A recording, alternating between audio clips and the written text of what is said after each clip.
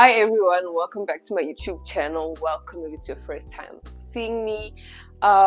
First and foremost, I want to thank you guys for the support. A lot of people actually watched my YouTube channel. I actually thought it would have been my 4, 5, 6 family members watching, but in the first day itself, I got like over 50 views. For me, that's a big deal because I do not know 50 people. So thank you guys so much. Stay tuned, put on your seatbelt because this is gonna be a very fun ride. And without any further ado, let's get into this week's agenda. So on this week's agenda is surprising someone with an outfit. Yes. So it's my younger cousin's birthday week, and he's always asked like, oh Sifa, when are you gonna make a piece for me? When are you gonna make something for me? Now here's the thing, in my family it's only a few people who own Sifa clothes. My mom owns the most, my sister follows her, my dad owns a piece or two. Yeah, those are actually the only 3 people who have a piece of my clothing. And I was like, you know what? By the end of this year, I want more and more people in my family to have at least 1 or 2 items so that, when Sifa becomes the great that I am, I can be like, oh, you guys have vintage pieces. Or they can be like, oh, they have vintage pieces, and actually trace my work from then to then. You know what I mean? So this week is his birthday. I'm gonna surprise him with a tracksuit. He saw one of my tracksuit bottoms that I made for myself, and he asked if I actually made them, and I was like, yep. At this point, 60% of the outfits that I wear are made by me. The top, for example. So yeah, I was like, I'm gonna surprise him.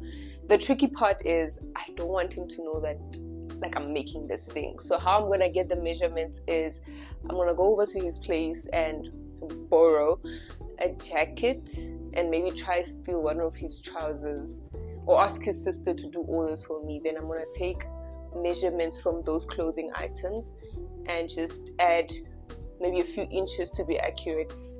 Plus, a tracksuit is meant to be loose and baggy, so there's no much frustration there. But I'm gonna work around it. Like, I'm gonna figure it out. I know he has once tried one of my jackets, and the fit was good, so I'm gonna use that and reference from that.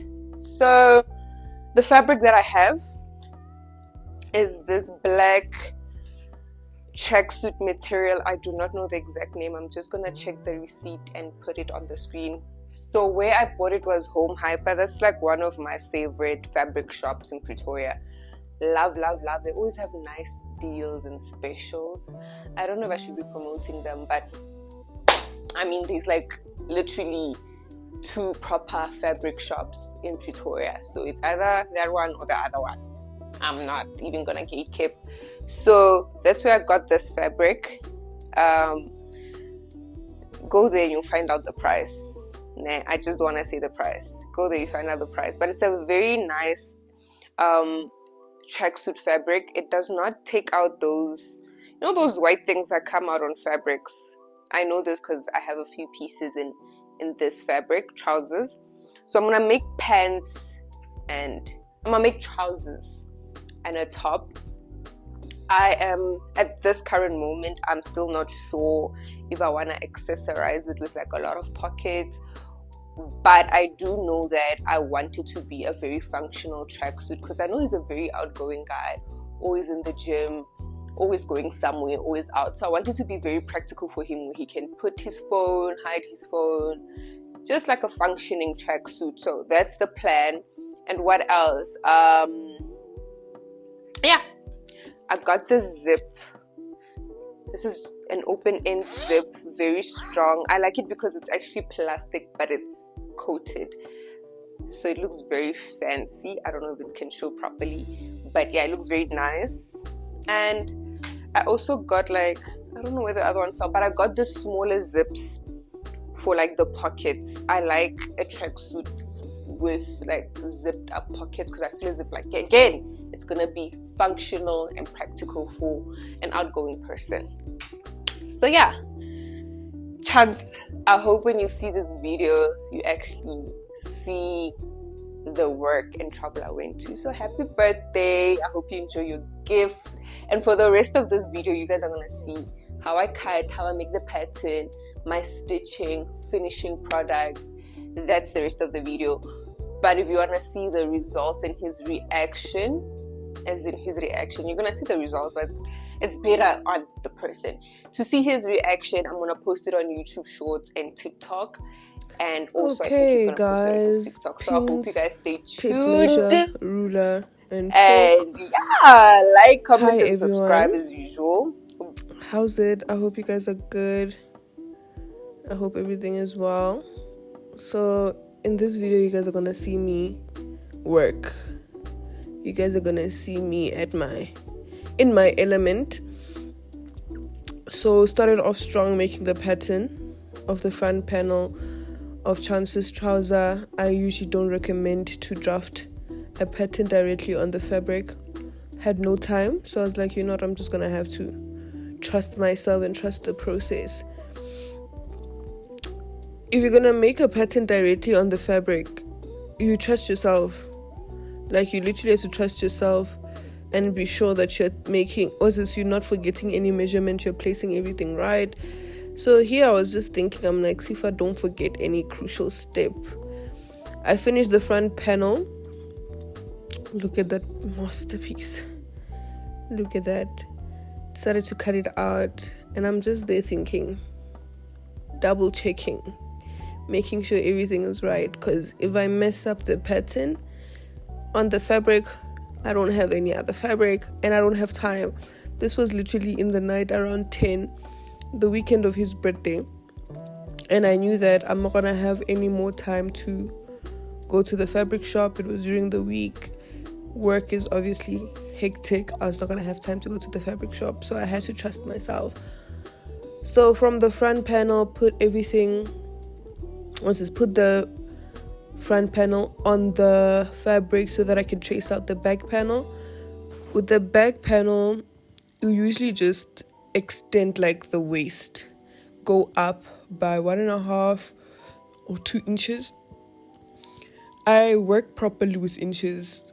I don't know if this whole video you're gonna see me use inches the most. For me, inches make sense when it comes to fabric, when it comes to actually measuring a human. For me, it makes sense. It's easier to divide. The numbers are big, so it's easier to just quantify it.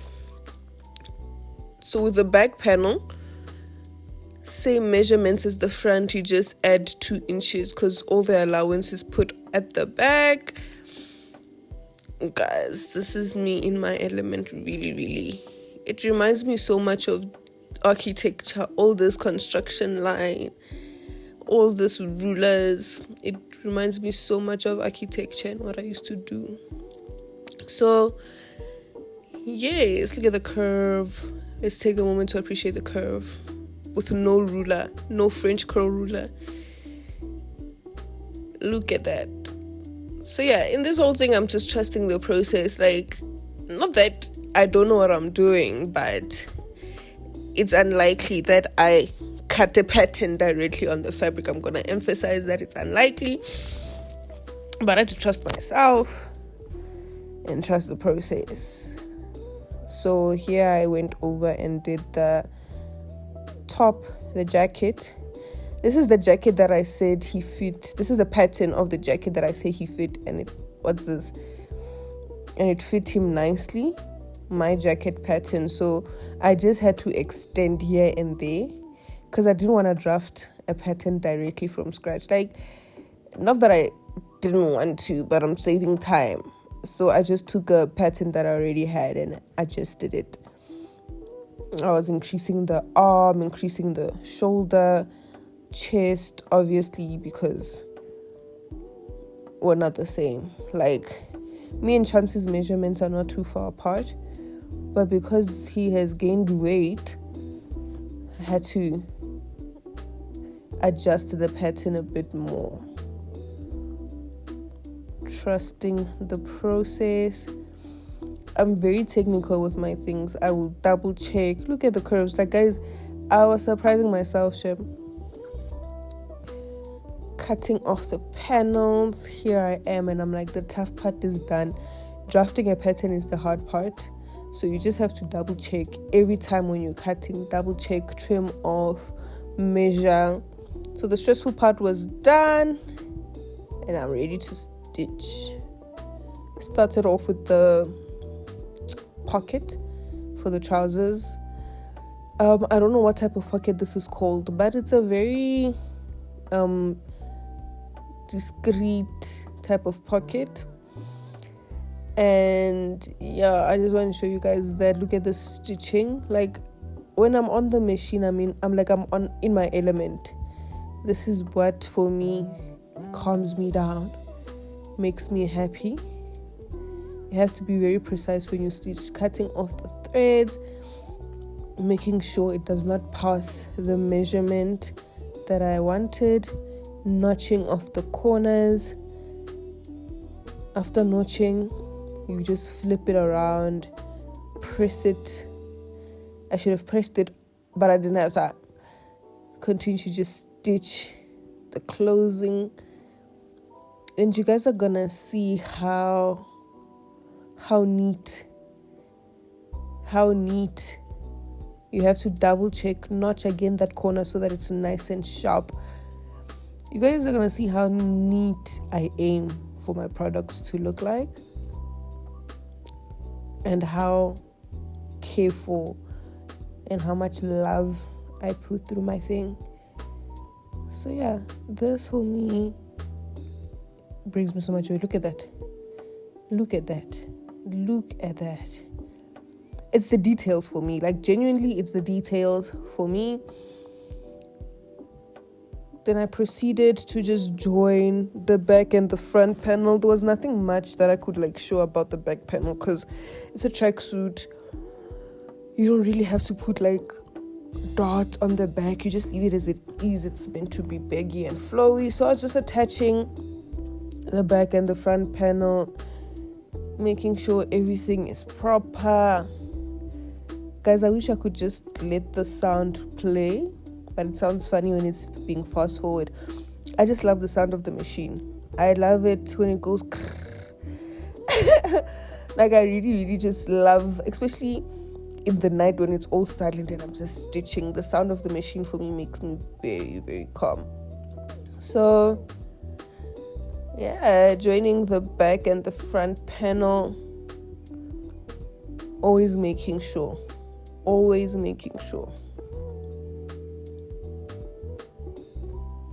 have to make sure that it's precise. In fashion, not that you must be a perfectionist, but when following the proper measurements, you won't have trouble of alteration. You won't have trouble of things not fitting as it should, because you follow the right measurements. You have to make sure you play with the rules when it comes to measurements. Here I am double checking his waist measurement for the back panel, marking where I'm gonna have to end. And you can see I'm really thinking and double checking, because I'm I do not want trouble. I am not planning on altering this thing. And at this moment, I was it's a surprise. I want him to weigh it.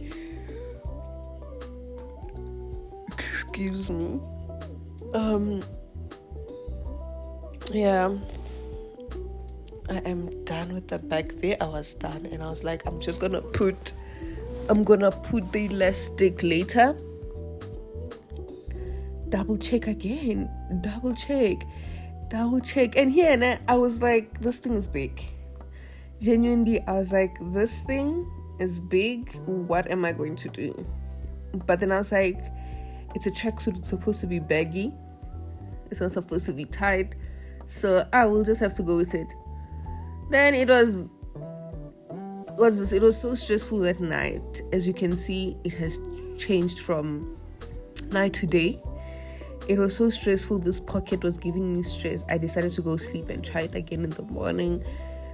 I don't know what this type of pocket is called. It's a Welsh something. I do not know, but there's different types of pockets, and I aim to really learn technical terms when it comes to the fashion thingy, making clothes. I want to learn like technical names of things that I'm doing. So yeah, here I am making the pocket for the jacket. I had stitched it off camera because it was just simpler. There was nothing much to really show about stitching the shoulder and the side. What I wanted to show you guys was this pocket, how you have to be very precise, how you really can't, I mean, like I say again, it's not about being a perfectionist, but if you want a certain outcome when making clothes, you have to just be patient. You have to be patient. You have to learn. You have to be willing to sometimes play by the rules. Yeah, sometimes you can, have to bend the rules when it's needed, but mostly play by the rules. So with this type of pocket, you just stitch and you don't close your stitches, then you turn around. You turn the fabric around where you can see, and make sure you just align them, because with this type of pocket, if it's not aligned, it gives off a very funny stitch. Very funny finishing. So you usually close your stitch at the back. Now with this thing, the only thing I do regret with the whole making of this tracksuit was that I did not have black fusing. One of my icks when it comes to clothes is the facing not matching the color of the fabric. Not that facing comes in different colors, it only comes in white and black. But when you're doing something black, it's nice when you use black fusing. Have I been saying facing the whole time? Fusing is this white thing that I put on the fabric just to stabilize it. Stabilizing a fabric is important in like key areas such as pockets, zips. So that's the only thing I really regret, not having black fusing. So again, we notch our corners so that there's a nice smooth. You see?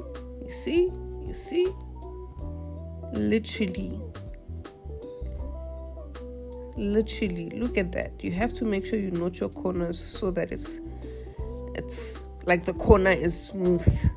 If a corner is smooth, so that the corner is nice and smooth, you notch your you notch them in the inside. So this stitch, I'm just doing a top stitch so that the pocket stays nice and stable on the inside. Yeah, that white fusing was really just annoying me. That's what I was thinking of. I like, damn. But I managed to fix it at the end because I just trimmed it off and you really can't see. So that's besides the point. Always be neat, guys. Look at that.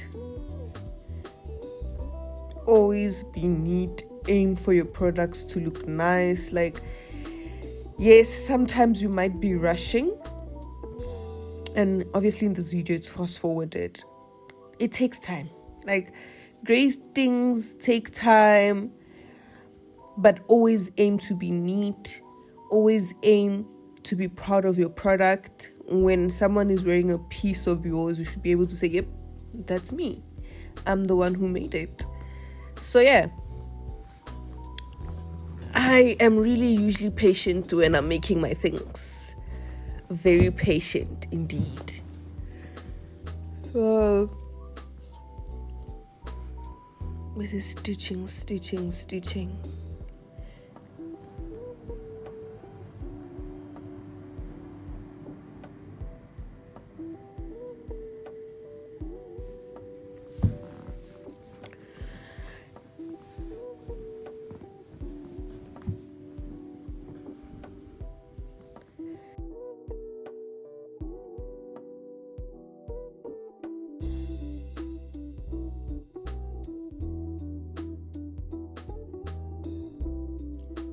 Yeah, so as I was mentioning, it's not my first time doing this pocket, but every time I do it, I just have to be very careful and accurate. Because if you don't do this thing nice, look at that. Look at that. Obviously, I'm gonna close off the inside. So I was saying, if you're not careful with this type of pocket, it can come off skew very easily. Like, it will be looking so skewed. Now, I once did a pocket, like this type of pocket on my trouser, and because I was rushing the process, I'm like, no, this thing is not straight. This thing is not straight. It's not giving what it's supposed to give. And I had to undo it, watch a video of how it's done, and be like, oh, that's the step that's missing. So trim. Look at that. You literally have to just be patient with this pocket.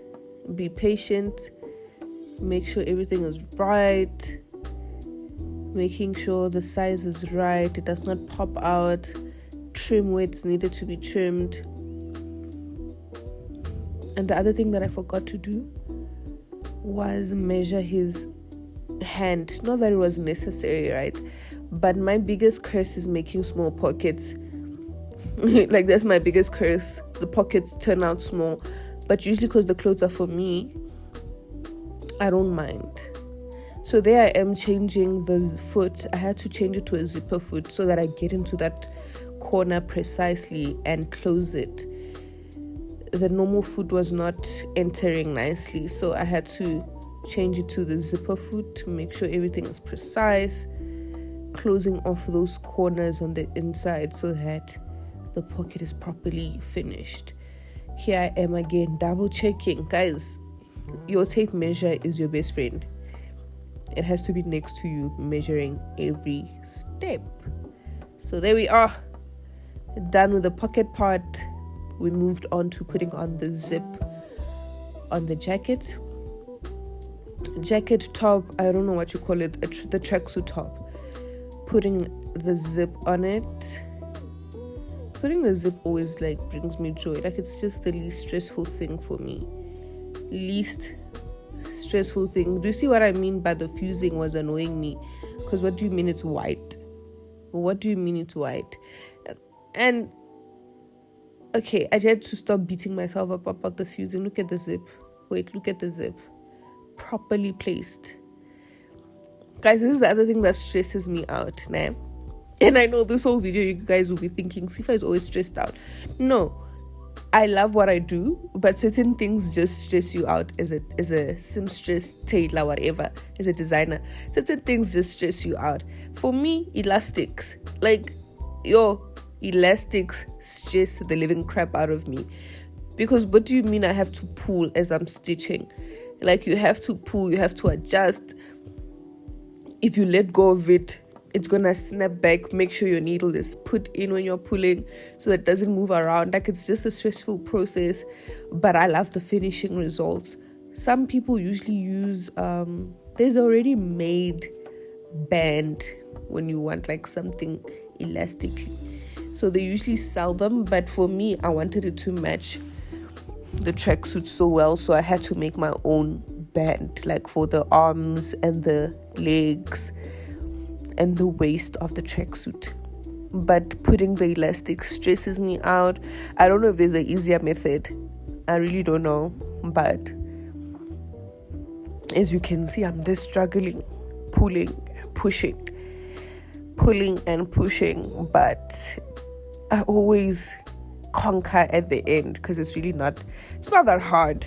But it gives me so much stress because it's a tug war. Like, it's really a tug war of pulling. So look at that. Trust the process. And you have to stretch it and make sure it's right.